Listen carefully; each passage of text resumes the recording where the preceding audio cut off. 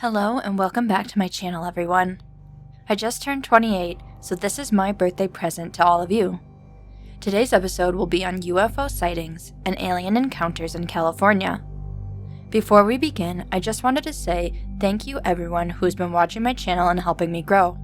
I never really imagined anyone would like or care about the videos I make. Thank you again. So without further ado, let's get into it.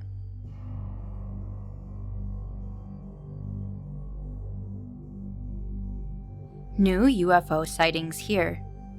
From the Hollister, California Freelance. August 29th, 1975. Another page in the continuing story of UFO sightings around the Hollister-Gilroy area was written Thursday as a local woman reported that something giving off a bright light and a roaring, buzzing noise landed on her house early Monday morning, and several other local residents reported sighting a bright object making erratic movements in the sky over the Pacheco Peak area Wednesday night. Pura Garza, who lives at 520 Nash Road, said Thursday that her daughter, Tina, was home at about 1 a.m. Monday talking to her boyfriend on the telephone when she heard a roaring, buzzing sound outside. Thinking it might be a car or some other vehicle in the street, she went downstairs and looked out. She saw nothing at first, but when she looked across the road, she reportedly saw a beam of light shining from the roof of her house into the orchard there. Then the beam appeared to lift, and as it vanished, the strange noise faded away into the distance. The noise returned briefly about a half an hour later, but Miss Garza was afraid to look outside a second time. The frightened girl called Mrs. Marza, who was working the night shift at Hazel Hawkins Convalescent Hospital on South Side Road, and told her what happened. Mrs. Garza said she didn't think much of the incident until she read an account of a local UFO sighting in Wednesday's Freelance. At 11:45 Wednesday night, Freelance reporter Jim Hatlow, visiting the El Camino Paraiso home of Mr. and Mrs. Charles Leverett, spotted a bright object traveling southeast across the northern sky. The object seemed to give off flickering red and green lights. It stopped and appeared to hover in the sky beyond Pacheco Peak. Hatlow called fellow Freelance staffer Craig Lockhart, who lives on Crestview Road, and Lockhart and his wife also observed the object. Hatlow said that at first he thought the flickering might only be an effect of atmospheric turbulence, but he then saw that nearby stars were shining steadily.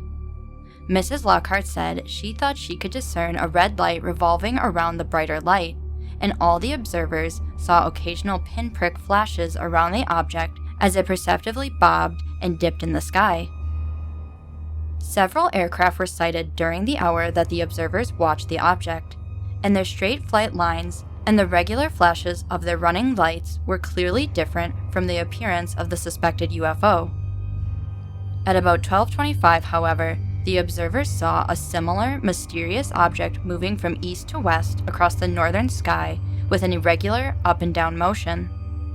The first object appeared to rise in the sky with the stars as time passed, but it continued its flickering and its erratic movements. Mrs. Leverett, who watched it longer than the other observers, said it later moved back to a lower altitude.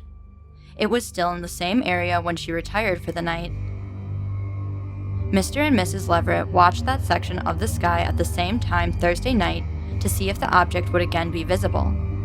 If the object had actually been an orbiting satellite or some other celestial body, it would have risen at the same place, but the object did not reappear.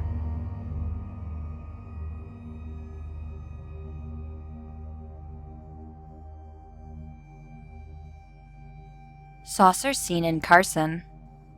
From the Santa Ana Register, July 9, 1975. 2 Carson, California witnesses have reported a huge, dull-finished, double-domed disc initially hovering only about 135 feet above their backyard. Martha J. Cisneros, 40-year-old housewife, and her 11-year-old son Steve say they saw the silver appearing, unidentified flying object between 9:03 p.m. and 9:05 p.m. June 6th.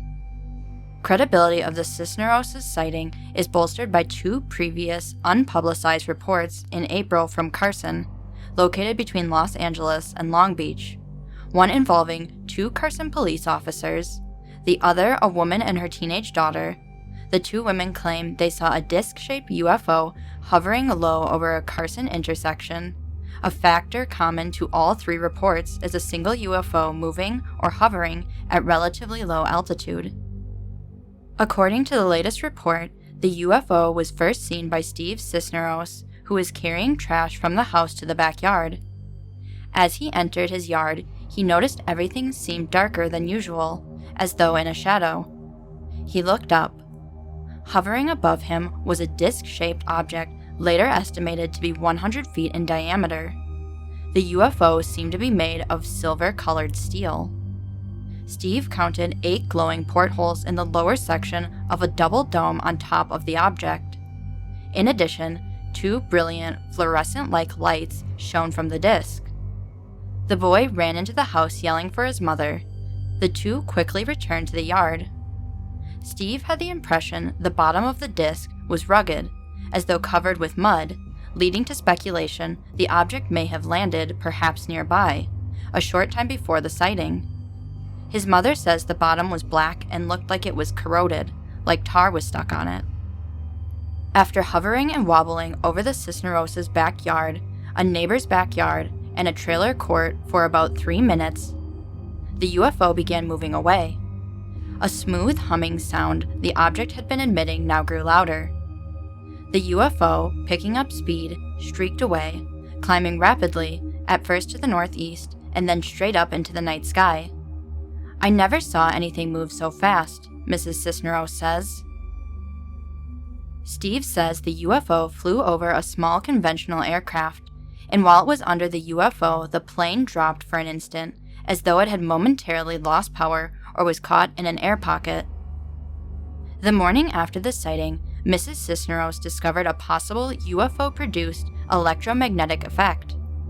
2 electric clocks in her bedroom, over which she says the object at one point hovered, were each 5 minutes slow. Mrs. Cisneros insists the clocks always kept correct time. The latest Carson case came to light because Mrs. Cisneros called the local police, who had referred her to call the Center for UFO Studies in Evanston, Illinois. The report was then investigated by Shlomo Arnon, an electronics specialist with the University of California at Los Angeles, and later by UFO analysis Gordon I.R. Lohr Jr., director of the UFO Research Associates. My thanks to researchers Mrs. I.E. Epperson for a copy of the Arnon report. The mother and boy appear alert and intelligent, Arnon says. They kept a very solid story in spite of my efforts to find holes in it. Gordon Lohr states that he conducted an interview with the witnesses on July 1st and found them to be cooperative and sincere with an apparent desire to report what they had seen honestly and straightforwardly.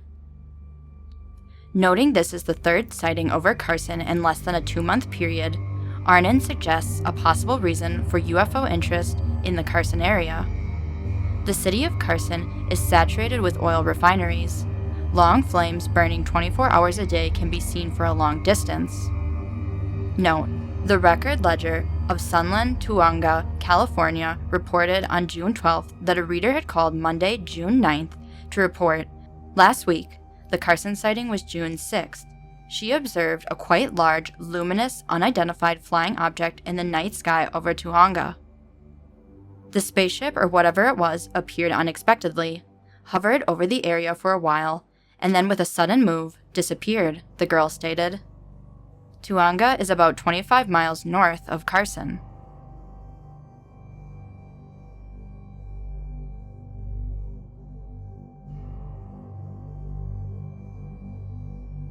UFO scares tractor driver. From Redding, California, The Record Searchlight, May 27, 1969. The Tehama County Sheriff's Office has investigated a report that an unidentified flying object frightened a man off a tractor while he was plowing early Saturday. Under Sheriff Bill Gonzalez said the UFO report came from the Vina area scene of a sighting by 2 highway patrolmen 6 years ago. The farm worker, Tom Kitchen, told Gonzalez that he thought at first it was a plane going to crash when he saw it about 3:30 a.m. Instead, the UFO followed a train that was passing and then returned to hover over the tractor, prompting Kitchen to run to his foreman's house and call the sheriff's office, Gonzalez said. Gonzalez said the UFO was also witnessed by the foreman, John Sharp, and Sharp's wife. Sharp told the undersheriff that he followed it through the scope of a high-powered rifle, but didn't shoot. Kitchens was following a Sacramento Valley practice of plowing early to escape the heat of the day, Gonzalez said.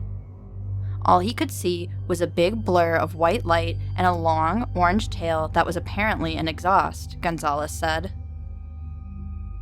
The undersheriff said he later watched the UFO through binoculars from a state forestry lookout tower until it disappeared in a southeasterly direction. Hamilton and Beale Air Force Base investigators are probing the sighting, Gonzalez said. 2 highway patrolmen also saw it, but a radar station was unable to pick up any evidence of an aircraft, he said. Gonzalez said Kitchens could be considered a reliable observer. Explanations have been offered of a low-flying crop duster airplane and a stray balloon, but none seemed to fit because the thing stopped and hovered, he explained. When I watched it, the light would go on and then dim. It sounds weird as hell, Gonzalez said.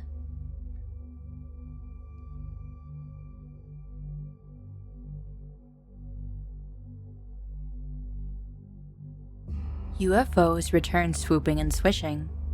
From the San Bernardino Sun, July 1st, 1972. Because so many other people saw this strange thing late Saturday night and early Sunday, June 18th, this small mention of it in the Sun puzzles me greatly. Our party of 3 stopped at the scene of a minor accident around 11:30 p.m. Sunday to find approximately 30 other people far more interested in watching this strange, circular, whatever it was, moving quickly about in the sky above us, changing from bluish-white in color at higher altitude, then to a weird orange-yellow as it came down into the smog-filled lower atmosphere. One man in this mixed group of spectators told us that he had been told several times by Air Force personnel that the thing he had seen before was a highly secret craft, and he should not talk it over with others who have also seen it. 3 U.S. airmen in uniform who claimed to be from Air Base in Nevada, on official leave we suppose, said they would surely know about such craft, even though they might be under orders to remain silent about it, but they were as mystified as the rest of us. The thing that sickens me about this entire deal is the harm I saw in what it had done to one family on the preceding Saturday night. The family of 4 whose pickup camper and trailer had run off the dirt road where the 30 or more of us were assembled.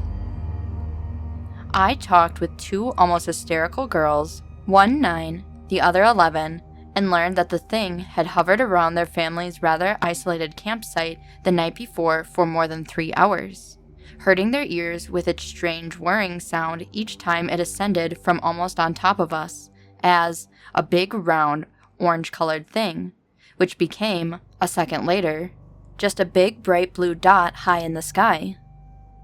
The still frightened girls told me their story between the several dips this craft made while several strong men moved boulders and pushed the camper and trailer out of the ditch. Each time the thing seemed to move in on us, as though exploring the various automobile lights and flashlights trained on the repair job. The 2 little girls would cover their ears and throw themselves at their mother's feet, sobbing, while I tried to assure both the mother and the girls that there was bound to be a logical explanation somewhere. I will admit that at times, when I also heard a faint whirring sound when it came in near us, I too was shaken. I had always, until then, believed UFOs to be in the same classification as the ghosts of haunted houses. At no time Sunday night or Monday morning, however, did this thing produce any louder noise for us than a vacuum cleaner might. While talking with the father of the 2 little girls, I learned that he had told his family's story to a deputy sheriff Sunday afternoon, only to be told that he and the rest of his family were imagining things. The deputy had also given him erroneous directions for getting back to Barstow, but this may have been merely a usual error in communicating. Plus the excited state of mind of the girl's father at the time he talked with the deputy, who also advised this man to forget his UFO. Because I believed at the time that we would be hearing and reading about this thing upon our return to the civilized part of the world, I did not obtain the name and home address of the family of 4, who believed themselves to be the target of this thing. After they left us, in their slightly crippled camper and trailer, I next talked with a lady from Inglewood, giving her my card and obtaining her husband's card in exchange. It seems that our party and hers were the only ones who obtained pictures of the thing, although I do not know yet whether any of us obtained what we hoped and tried for. None of us had Polaroid cameras with us. Before our party arrived on the scene, the party from Inglewood told us the thing had swooped in over the dirt road ahead of the pickup and trailer, causing the 9-year-old girl to grab her father and cause him to drive off the road. They had doubted this family's story until the thing returned with another rather loud swoop over them. The Inglewood lady, whom I promised to contact Friday if we do not obtain logical explanations before then, told me that she had obtained a story similar to mine from the 2 little girls and their mother, while her husband and his brother were trying to get the camper truck and trailer back on the roadway. I also learned from this intelligent career woman that the younger of the 2 girls had been quite ill, physically, since the first appearance of this thing over their campsite Saturday, although she had heretofore always been a healthy child. What is the real story behind all of this? More than a dozen of us stood around asking ourselves this question early Monday morning, long after this thing finally returned to its hiding place southwest of us. Some claimed to have seen it before, but were still reluctant to talk about it. When it had apparently retired for the night, one by one, the other cars and campers left, and so did we. If you people know the whole story on this weird thing, why do you tease your readers with small, meaningless stories like this? Is your short piece this morning part of some Nixon-dictated strategy to cover up some unofficial joyriding of Air Force pilots? Why must we taxpayers help some inconsiderate idiots frighten 2 innocent young girls out of their right minds?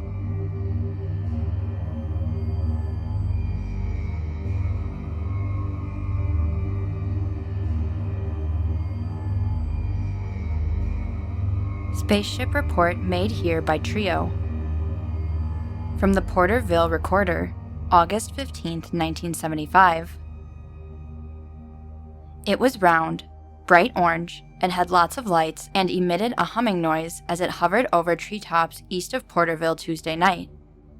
It shimmered in a blue haze as it moved up and down, but it did not visibly advance or retreat while she and 2 companions watched, Brenda Beltran of Los Gatos told the Recorder yesterday.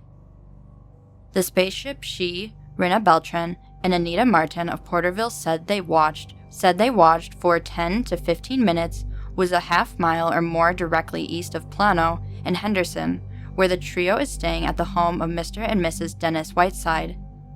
Mrs. Martin lives there. The Beltrans are relatives visiting from Los Gatos. Brenda Beltran said she and the others had started walking up Plano Road when they heard a humming sound and then spotted the craft. This was about 10:30 p.m. We watched it for about 10 or 15 minutes, she told the Recorder. Then we ran into the house. We told everybody about it, but they didn't believe us. They believe us now, after the story was in the paper. The story she referred to appeared in the Recorder Wednesday.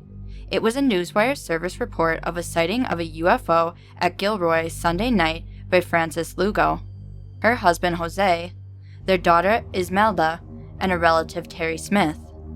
Ms. Beltran believes she and her companions saw the same craft, but they did not report it to the authorities.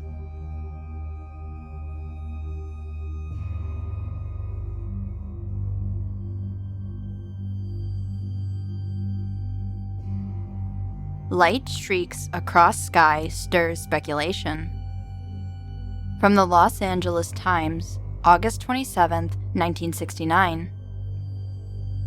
Nobody was sure what it was, but the streak of light Tuesday night was sighted as far east as Grand Junction, Colorado, north of San Francisco, and in Los Angeles County, where speculation ranged from flaming aircraft to flying saucers.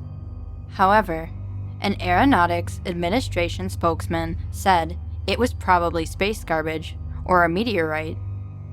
Switchboards at police, fire, and airport facilities began lighting up about 8:30 p.m., slightly more than an hour after the glowing exhaust trail of a Minuteman 11 missile had been sighted streaking across western skies. One caller said he was sure the second sighting was a Boeing 707 jetliner afire. Another thought it was a propeller-driven transport plane with one engine on fire.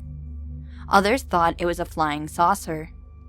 Traffic jams were reported throughout Los Angeles County as motorists stopped cars, got out, and peered skyward at the spectacular light show. 2 motorcycle officers said they were forced to stop at 65th Street and Broadway Avenue, halted by motorists who were watching the display. One said it looked like a burning ball of phosphorus trailing red sparks. The other thought it was a DC-3 afire. At the Hollywood Bowl, oohs and ahs rippled through the audience as the fireball passed overhead. Perhaps the best explanation of the phenomenon came from Hamilton Air Force Base in Northern California. They said the object was on the same course as a Soviet rocket section which radar had shown to be circling the Earth in a decaying orbit. The spacecraft had probably been used to launch an earlier satellite and had been followed by radar stations throughout the western United States, it was reported. It was explained that such sections of spacecraft become space garbage after they disengage from the main bodies of the craft. Friction causes space garbage to burn up after it re-enters the Earth's atmosphere. Air Force radar tracked the object down California's Central Valley to Southern California, where it veered east toward Arizona. The object was sighted over Southern California as it traveled in a south-southeast direction. A South Pasadena woman said it was very white and bright with a tail of sorts. She said she watched it for about 5 seconds until it appeared to quietly break apart, one large light followed by 3 or 4 smaller divisions.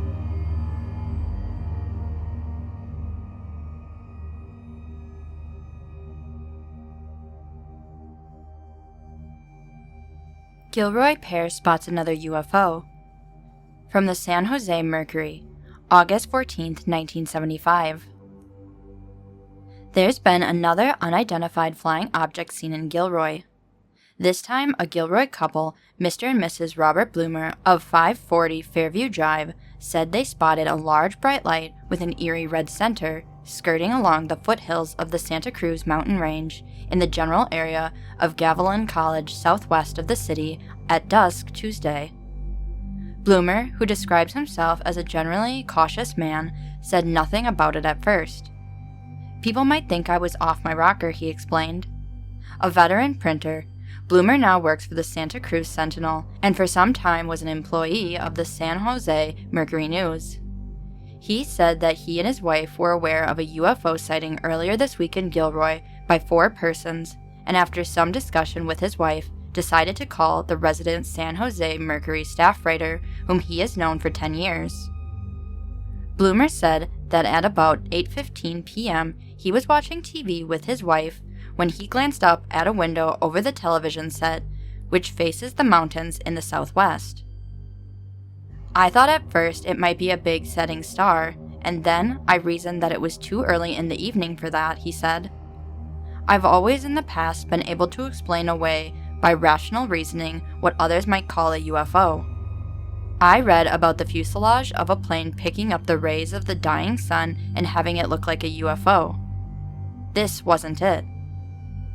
The thing ballooned out into a very white light skirting the eastern side of the Santa Cruz Range. It was about 3 miles away. It rose and ducked between a background of trees. The whole sky seemed to light up briefly. He summoned his wife to the window and hurried himself to another window facing the same direction in an adjoining room. They shouted back and forth, discussing the strange light and its antics. It lasted 15 or 20 minutes, he said. I opened the window. I wanted to see if I could hear anything, but there was no noise. At first, I thought it might be a helicopter with a searchlight, but the very red glow shining through the white convinced me it wasn't. It was literally beaming into the valley. It was completely round. Staring into it and its whiteness made it difficult to determine size. It traversed the contour of the mountain and finally disappeared into the cleft of a mountain, seeming to settle there. Bloomer, who is an amateur radio hobbyist, said that he and his wife kept checking the area off and on for about 3 hours, but did not again see the strange white light with the red center.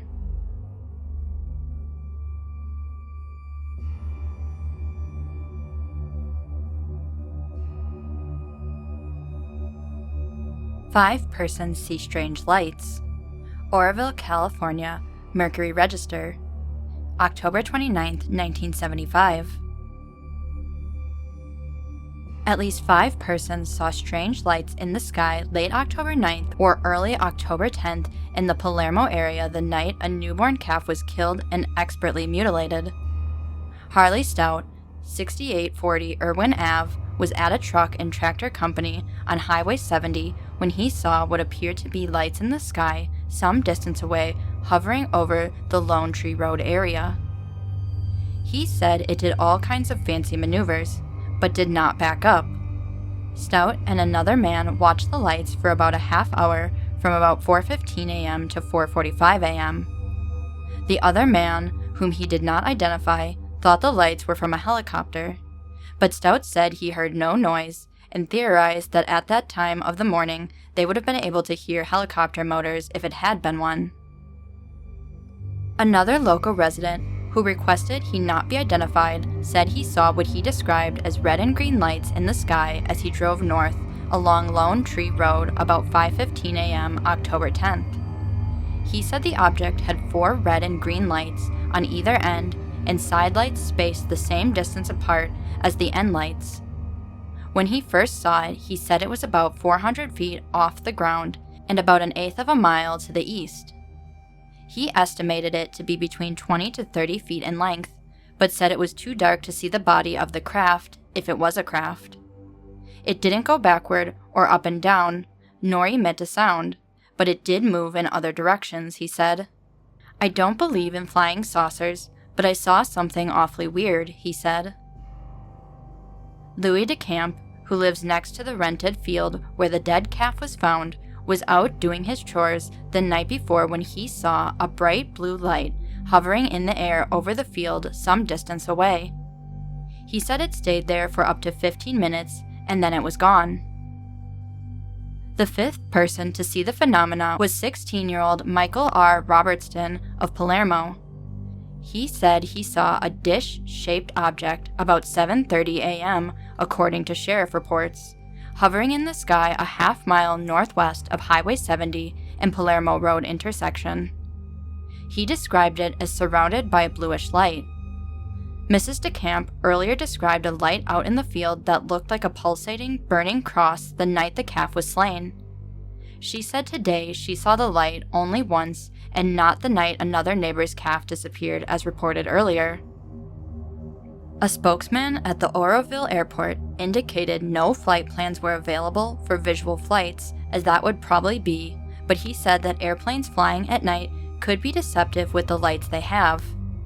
Early morning reflections off aircraft can also be deceptive, he indicated. The calf killing matched the description of other cattle and farm animal killings in several western and midwestern states. It was drained of its blood and had its sexual organs cut out from the inside after the rear quarters were skinned. No blood was on the ground, but the cuts were expertly made with what appeared to be a surgical instrument, according to local residents that saw the cuts.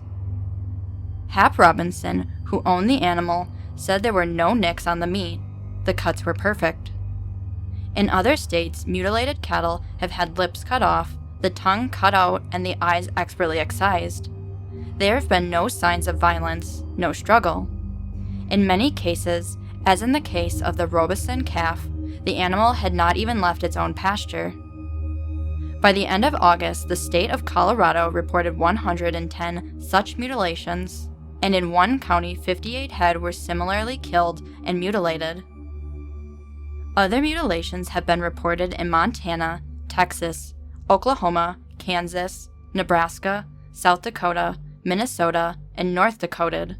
Suspected mutilations have occurred in Wisconsin, Iowa, Michigan, and Pennsylvania. As in the Robeson calf, no meat is taken and there are no tracks near the carcass. DeCamp said he knew the animal hadn't been cut with a knife. The cut was perfect, he said, and there were no jagged edges. He said he lifted up the carcass to see if there was any blood on the ground, but found none. The carcass is still laying in the field where it was dragged by predators, and DeCamp wondered aloud why the dogs and coyotes hadn't carted it off. Much of it has been eaten, however. Another area rancher, Gene Ferguson, had a more natural explanation for the phenomena.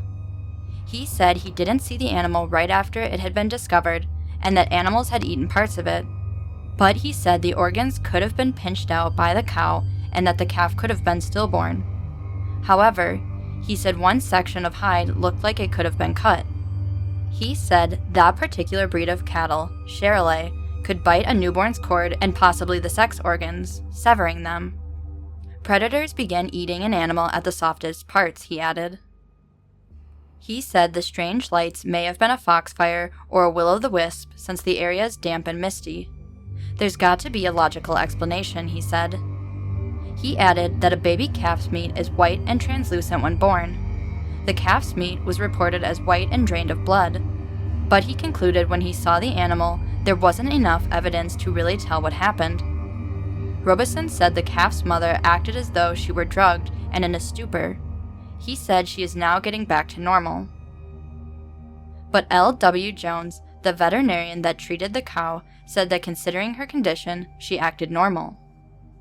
The animal still had the placenta in her, he said, and under those conditions could act sleepy.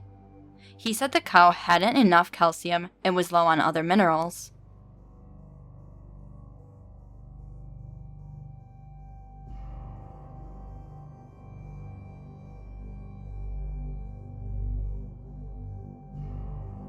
A flurry of UFO reports.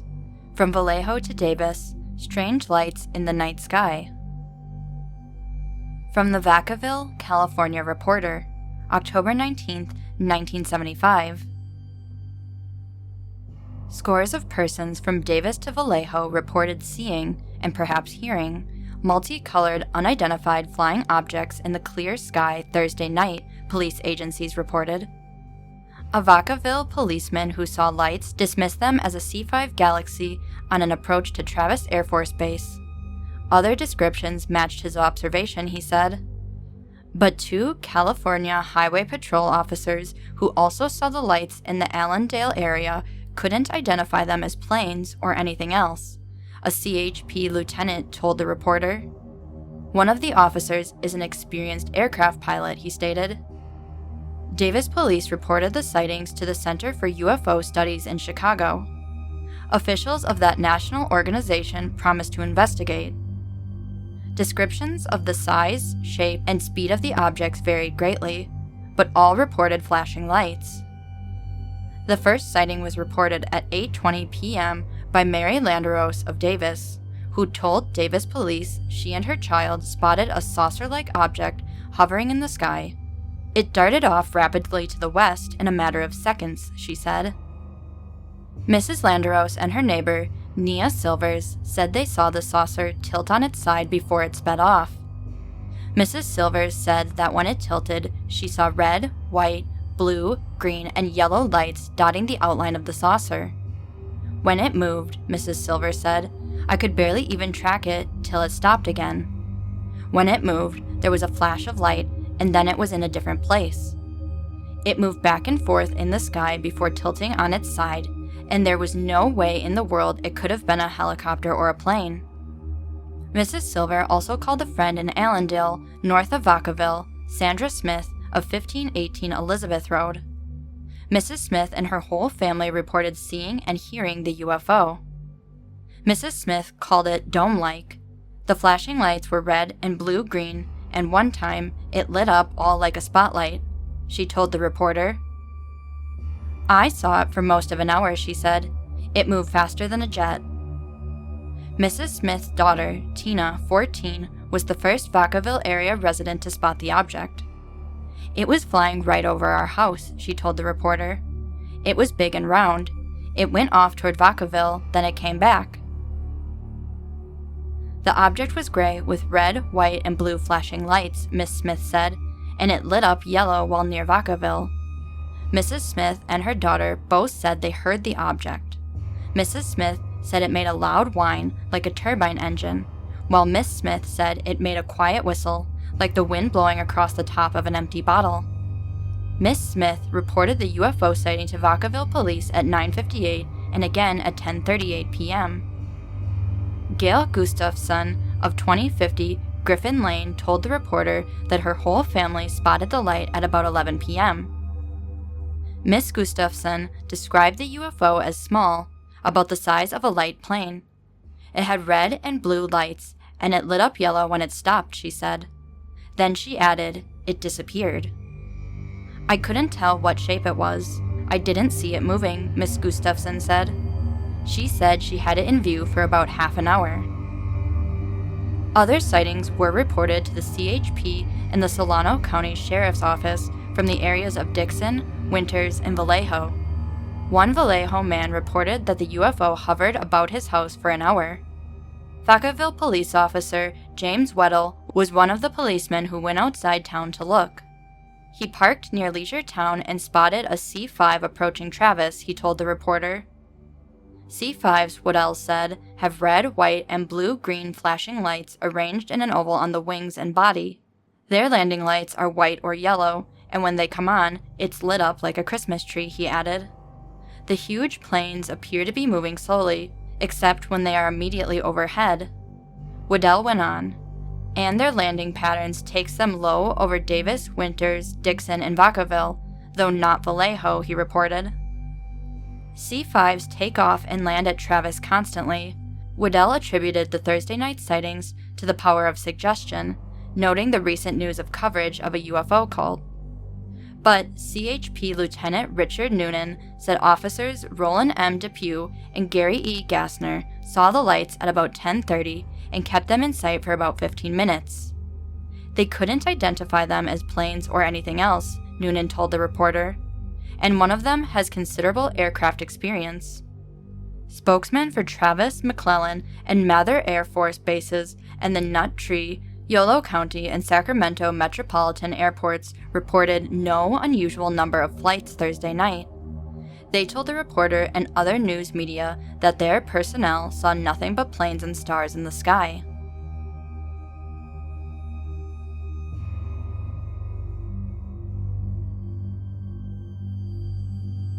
Something there?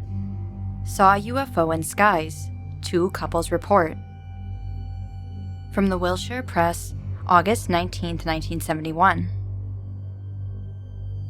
Flying saucers have not been much in the news of late, but that does not mean that there isn't something out there, or that frequent sightings have not been made of unidentified flying objects.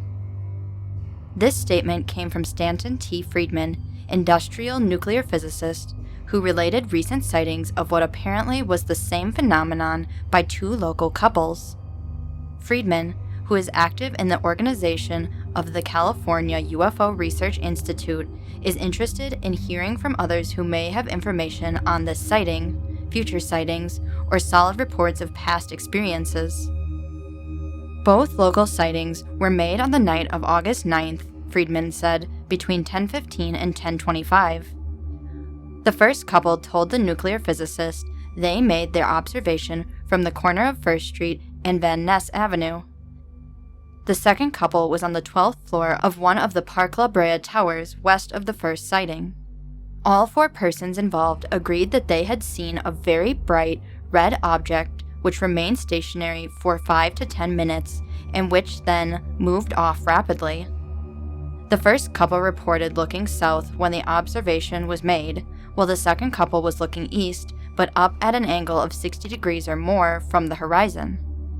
Friedman, who has a Master of Science degree in physics from the University of Chicago, has been actively involved in the development of nuclear aircraft, nuclear rockets, fusion rockets, and nuclear power plants for space and earthbound power production. He has published articles in both technical journals and newspapers and has lectured widely on flying saucers are real.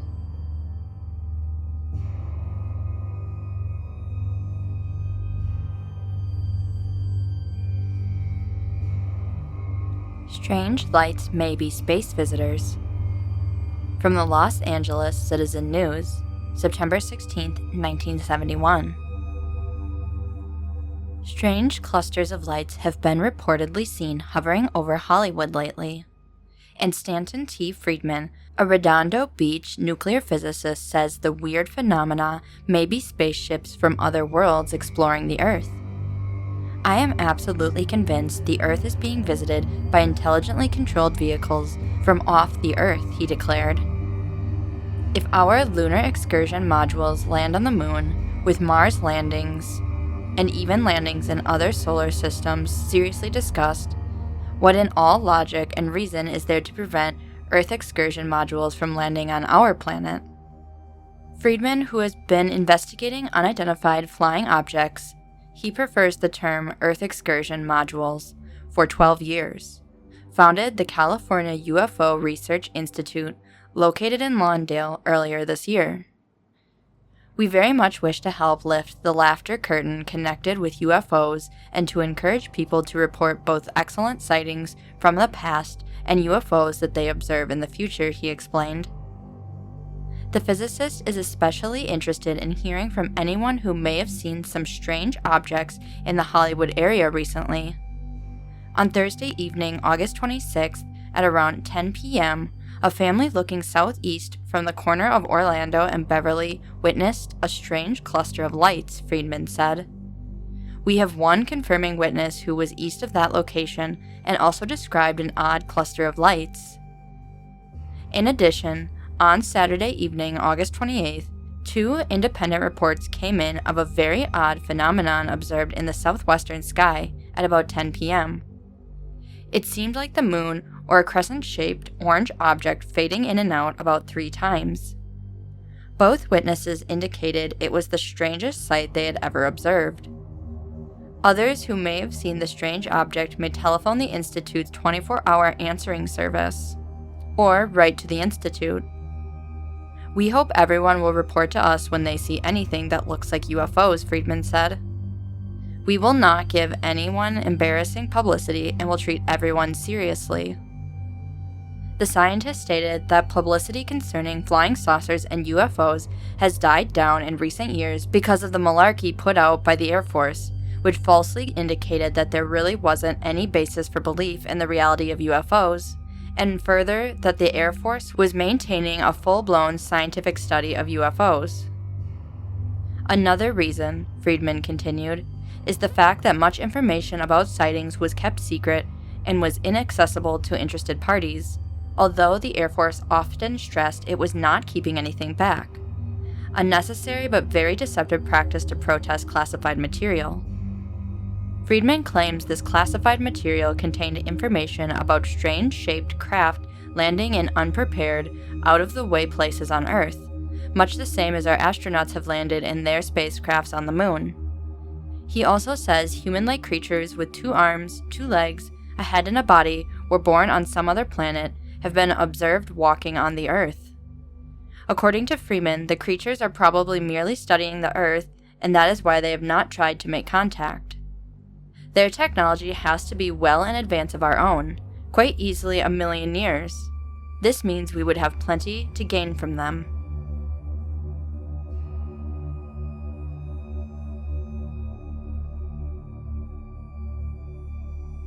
She reports UFO sighted near Barstow. From the San Bernardino Sun, April 8, 1972. What explanation can you give me of the following phenomena I witnessed at approximately 8 p.m. Tuesday night, April 21st, just east of Barstow on Highway 15? While driving southwest, I saw looming before me from the north and on my right a huge balloon-like object coming down diagonally to the highway directly toward me. It seemed controlled and not floating aimlessly. I pulled off the road. A car behind me, probably 100 feet back, pulled off also. This object was translucent looking, of pastel shade, shiny. Its size is hard to figure.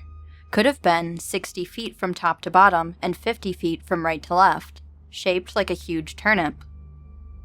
At the top was a blue-white wedge of light, wider at the top and extending downward 1/3. In the next few seconds, the object seemed to hover. Then I noted a brown, curling, tail-like rope dangling from the bottom, in length about 1/5 of the height of the object.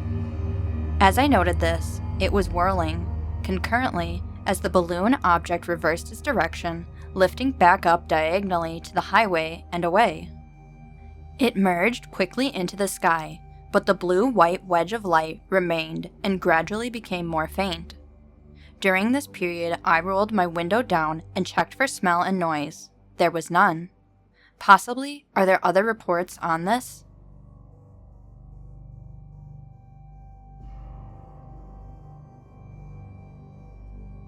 Physicist urges less laughter, more serious attention for UFOs. From the Riverside Press, October 30th, 1969. The group who came to the University of California Riverside Tower Mall yesterday to lounge on the grass and hear about little green men went away disappointed. Instead of telling anecdotes of extraterrestrial visitors, as many seem to expect, Stanton T. Friedman presented a rather slayed argument for the theoretical existence of flying saucers. Blasting the Air Force for deception in its treatment of unidentified flying objects, Friedman called for lifting the laughter curtain regarding UFOs.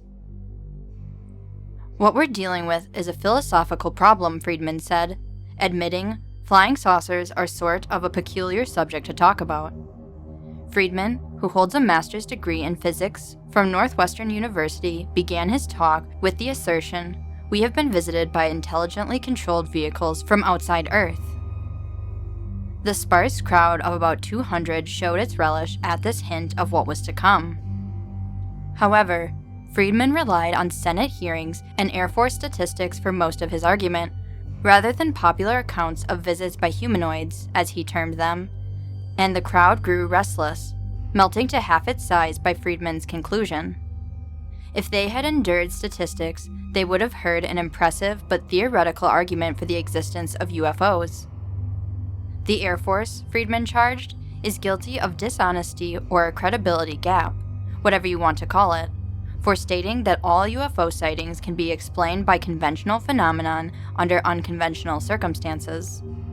As an example, Friedman noted a recent Air Force press release from the Midwest explaining thousands of reports of a UFO sighting from competent sources as due to the atmosphere's effect on 3 bright stars. It sounded very convincing, said Friedman, until he checked the documentation. There was only one problem, Friedman said. The stars that the Air Force said caused the phenomenon were on the other side of the Earth when the sightings occurred. Friedman said the Air Force Project Blue Book report number 14 listed 434 unexplained sightings from reliable observers. That's 19.7% of the total cases, according to Friedman. Friedman commented on a list of common misbeliefs concerning UFOs as follows. Only UFO buffs report sightings. The exact opposite is nearer the truth. UFOs are reported by unstable people. True, but even greater numbers are reported by stable, intelligent observers. UFOs are never reported by scientifically trained people. Completely false. UFOs are never seen at close range, just at a distance. The opposite is probably truer. UFO reports are generated by publicity. True, but it isn't the sole cause of high incidences of sightings. UFOs have never been officially sighted on Air Force radar. Certainly, but that's not to say that many oddities haven't been sighted. We must be willing to not use conventional standards on unconventional problems, according to Friedman. Less than a decade ago, a noted scientist proved reports of UFOs traveling 10,000 miles per hour were false because he contended they would have burned up in the atmosphere at such speeds. Which was very true at that time, said Friedman. But today, Project Apollo vehicles leave and re-enter the Earth's atmosphere at 18,000 miles per hour with no ill effects. At the conclusion of Friedman's lecture, several youths came forward and asked questions about such reports as the seduction of a Brazilian farmer by humanoids in a flying saucer. It seemed to be what the suddenly interested group had been waiting for all along.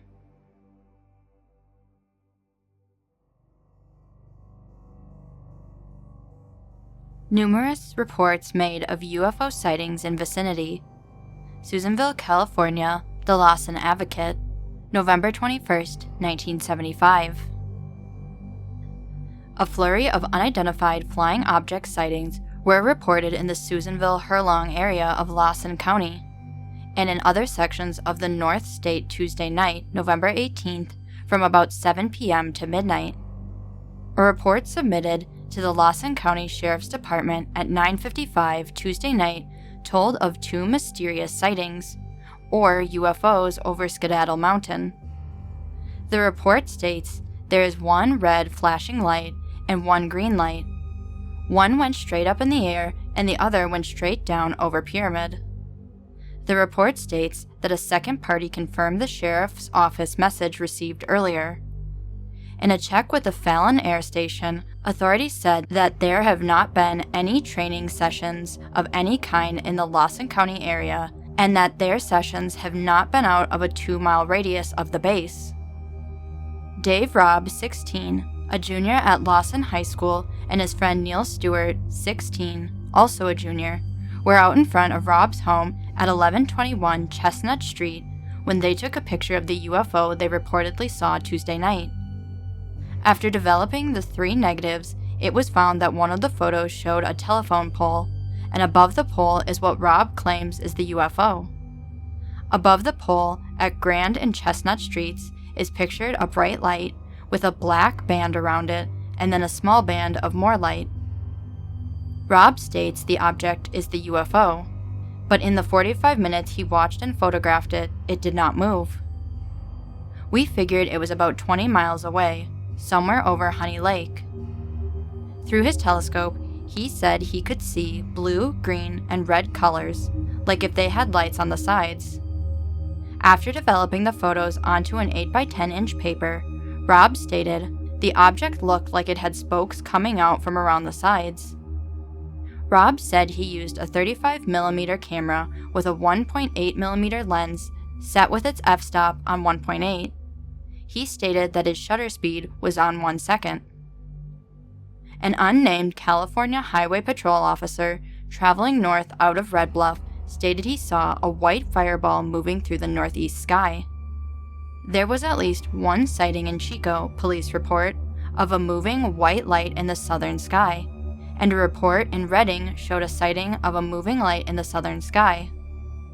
Susanville radio station KSUE reported that it had about 65 phone calls Tuesday night dealing in some way with reports of UFOs in the skies over Lawson County.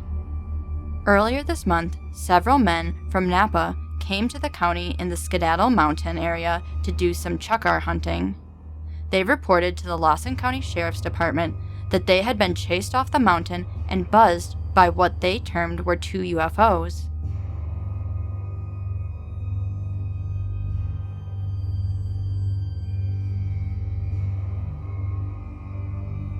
NICAP probes Santa Ana hunters' UFO sighting. From the Santa Ana Register, December 12, 1971. The claim of 3 Santa Ana hunters that they saw a flying saucer land on a rugged plateau in the Lucerne Valley and its mysterious occupant emerge to explore a portion of the Mojave Desert is being probed by the National Investigation Committee on Aerial Phenomena, NICAP. A spokesman for the organization said Saturday, "We're right in the middle of the investigation at this point. so I can't really make a statement about how valid the sighting is. Mrs. Idabel Epperson, chairman of the Los Angeles branch of NICAP, said in a telephone interview, "I will say, though, that the 3 men who reported it seem pretty firm in their belief that they actually witnessed the landing and saw someone or something leave the space vehicle." The incident occurred on a hunting trip in the Lucerne Valley last month, Mrs. Epperson added. In an exclusive interview with the Register, the 3 men who prefer to remain anonymous because they fear ridicule told their story. "It sounds crazy, I know," one of the 3 said. "And if I hadn't seen it myself, I wouldn't believe the story. I never even thought about flying saucers before. Now I'm a believer." His hunting partners nodded in assent. "It was a Saturday, November 13th, and we had been hunting all day," the second man said. "It was getting dark, and we decided to set up our camp just below a ridge in the valley." The third hunter interrupted. "That's when we saw the first saucer. It came out of nowhere and was hovering over the San Bernardino Mountains. It was the brightest thing I'd ever seen and about the size of a car." All 3 men agreed that the UFO was disc-shaped and disappeared after a few moments. "Then we saw another one," the first hunter said. Mystified by the objects, the 3 men climbed a ridge near their campsite to get a better view of the valley. After approximately 10 minutes on the ridge, the Santa Ana men said they saw a self-luminous, football-shaped object dropping from the sky.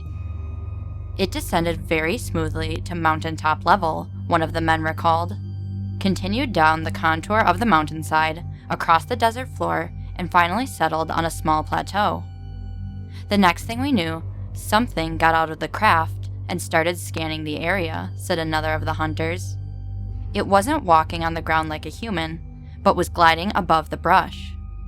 The first hunter picked up the thread of the story.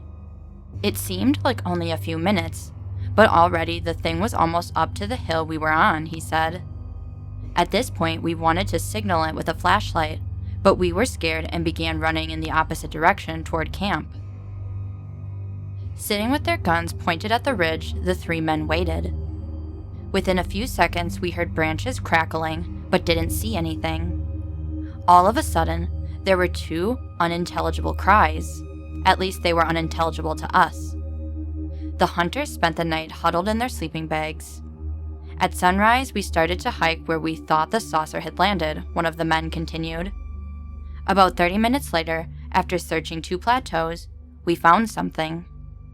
There were 5 round impressions in the ground.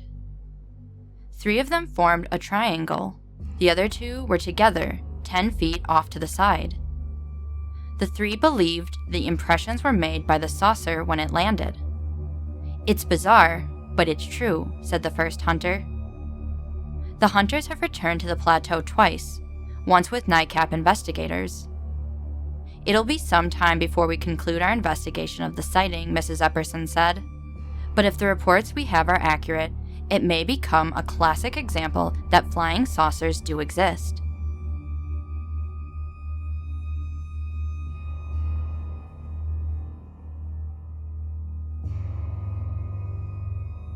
UFO spotted by Orland High youth on cycle.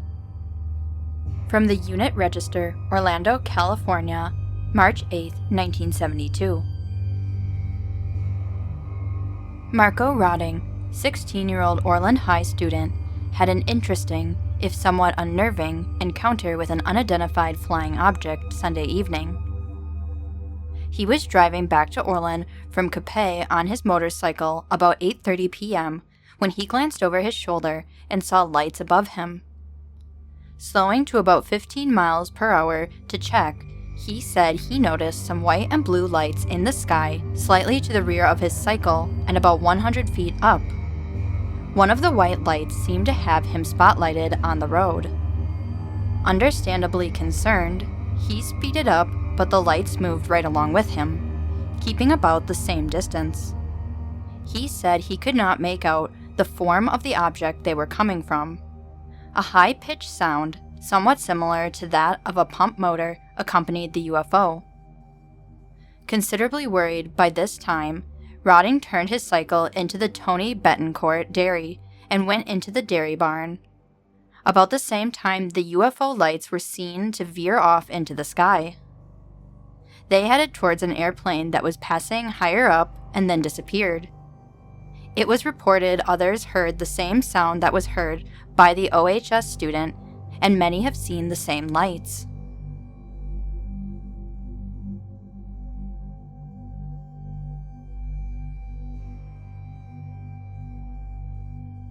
Reports of sightings pour in.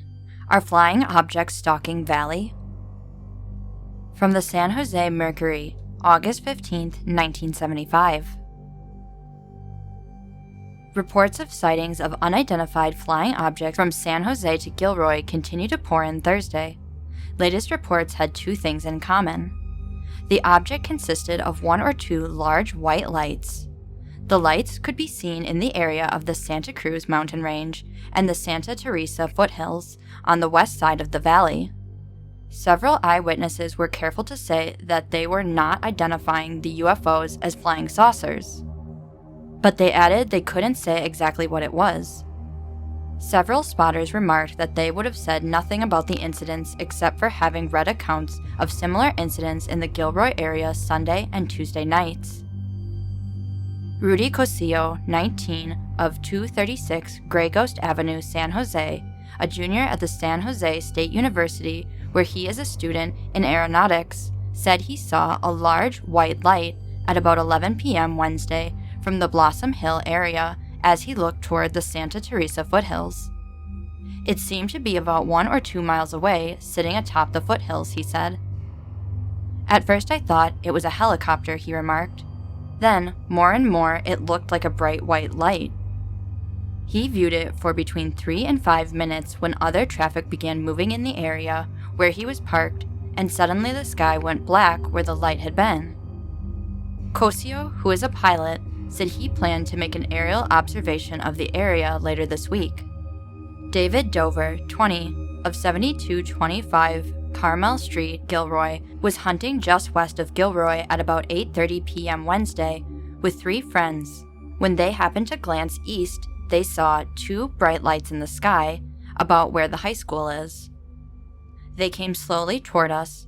It was triangular shaped. It had red and white lights on it. There was no noise, only a whirring sound. It stopped over us about 700 to 800 feet above.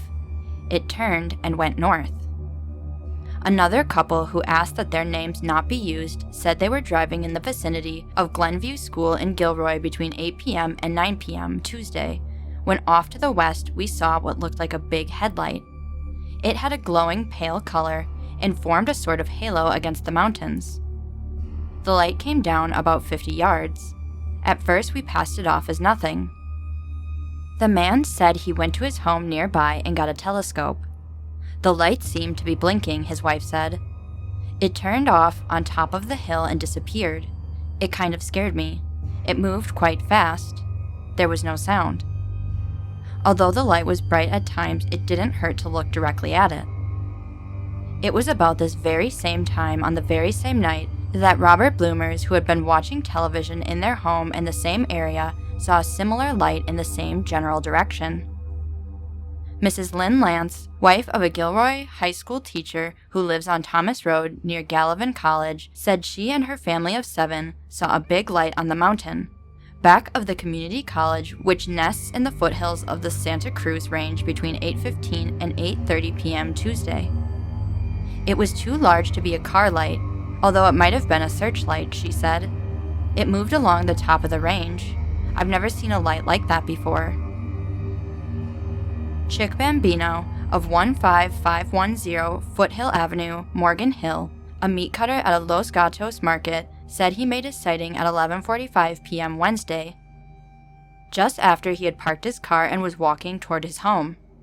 He said it was an orange glow toward the west. I couldn't believe what I was seeing. It seemed to be a sphere on an angle. It seemed to hold still for about 1 minute, then it disappeared. It was like something had put a light out. Bambino said he entered his home and remarked to his wife and son, "You're going to think I'm nuts, but I just saw a strange thing outside." Everyone went outside and began scanning the sky to the west. He said, then it came on again in a slightly different vicinity. Everybody saw it. It was maybe less than a minute before it went off.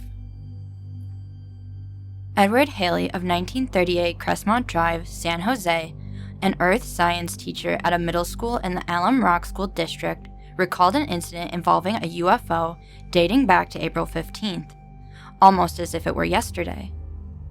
He said at the time he reported it to San Jose police and military authorities. He said 3 other persons witnessed the object at between 9:29 p.m. and 9:30 p.m. He recalled seeing a light crossing from a southwest direction. At first he thought it was a plane and paid little attention, but as it got closer, he noticed there was no sound. It veered suddenly in a due north direction and kept coming, stopping directly over my house.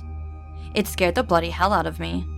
I'm not good at distance, but it was probably up 300 to 400 feet.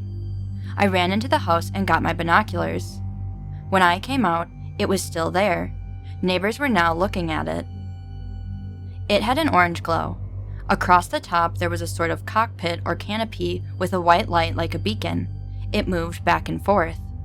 The whole thing seemed to float, nearly still but in a hovering motion. It was over the house for about 3 minutes. Then, it was as if someone turned off the light. Thank you for listening to this episode. I hope you liked it. Which state should I cover next for UFO sightings? Let me know in the comments below. As always, don't forget to like, subscribe, and hit the notification bell to stay up to date with everything I post. And it also really helps my channel out. If you have your own scary story or close encounter to share, you can either send it in the comments, post on my subreddit r/ihaveaspookystory, or send it to my Gmail, pinkpossiblystories@gmail.com. Maybe your story will be in the next video. If you find any newspaper clippings of scary stories, strange encounters, or UFO sightings, feel free to send it my way at the same email. I love reading about those, and maybe it'll be featured in the next video. Good night, sleep tight, and don't let the shadows bite.